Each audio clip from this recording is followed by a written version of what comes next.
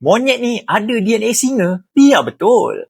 Nama dia tamarin singa emas atau golden lion tamarin. Haiwan comel ni berasal dari Brazil. Hidup dalam kawasan hutan tropika yang dipanggil hutan Atlantik. Saiz dia kecil je, lebih kurang besar tupai. Tapi jangan main-main, dia sangat aktif. Yang paling menarik mestilah bulu warna emas dia tu. Nampak macam ada rambut stel singa kan? Sebab itulah nama dia ada perkataan lion. Ekor panjang dia pula bantu balance badan masa melompat dari pokok ke pokok. Tamarin ni jenis family person. Dia hidup berkumpulan dan paling rare bila anak lahir, si ayah yang banyak dokong anak. Makanan dia pun simple je. Buah, serangga, cicak kecil dan nektar bunga. Tapi ada satu masalah besar. Haiwan ni sekarang tergolong sebagai spesies terancam sebab hutan tempat dia tinggal dah makin berkurang dan banyak kawasan yang kena tembang pokok. Nak dengar lagi kisah haiwan yang unik? Jangan lupa follow kami.